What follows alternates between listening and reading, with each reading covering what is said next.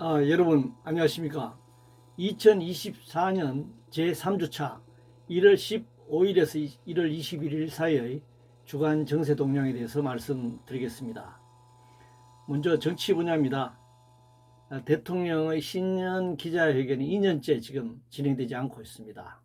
자기 부인의 문제에 함구하면서 국민을 우습게 보는 제왕적 대통령의 모습을 보여주고 있습니다. 국민의힘은 당대표가 비대위원장으로 바뀌었는데 정치개혁과는 거리가 멀어 보입니다. 피습당했던 이재명 대표가 복귀 후에도 정치개혁 전망이 보이지 않습니다. 여야 선심 공약은 사회 불평등 해소가 아니라 기득권 체제 유지를 위한 눈가림에 불과하다라고 하는 사실을 목도하고 있습니다. 적대적 공정관계를 유지하면서 진보 좌파 진영의 정치적 진출을 근본적으로 봉쇄하는 수보수 양당 기득권을 포기하지 않는 선거 제도를 그대로 유지하고 있습니다. 국회의원 특권은 사람의 문제가 아니라 제도가 가지고 있는 구조적인 문제인데 이 구조적인 문제를 해결할 방안이 나오지 않고 있습니다. 법률이야말로 계급적 성격을 갖고 있습니다. 민생 역시 자본의 노동 착취를 통한 이윤 극대화와 노동자의 인간다운 삶을 두고 벌이는 계급 전쟁이라고 할 수 있습니다. 지난 정부 수사는 하이에나처럼 보복의 측면에서 진행되고 있고 현 정권과 관련된 인사들의 수사는 순한 양처럼 면죄부가 주어지고 있습니다. 이것이야말로 검경 수사의 이중잣대라고 할 수 있습니다.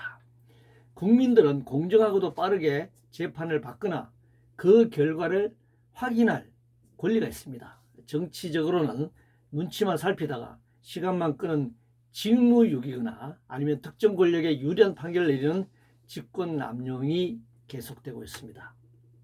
다음 경제 분야입니다.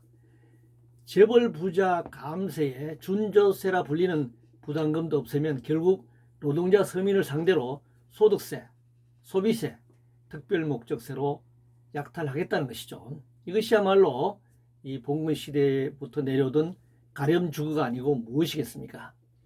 기업 결합 문제, 소위 말하는 M&A라고 하는 것인데 문어발식 확장을 통해 재벌 서열 상위권 진출과 권력 유착을 통해 글로벌화 해보겠다라고 하는 자본의 의도라고 할 수 있습니다.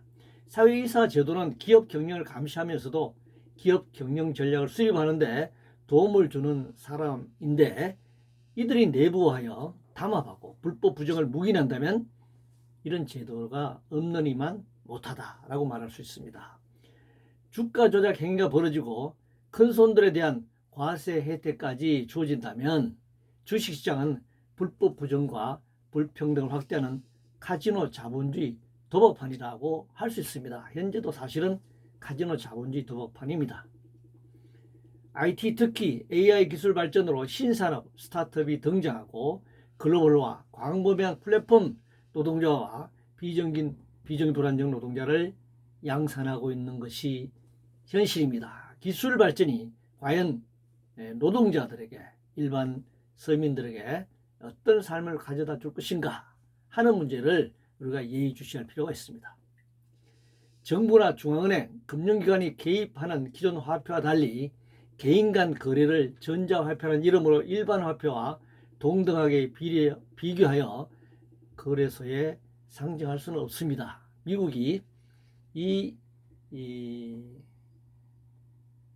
전자화폐 비트코인을 거래소에 상정한다고 해서 우리도 거기에 따라서 상정해야 할 이유는 없다고 생각합니다.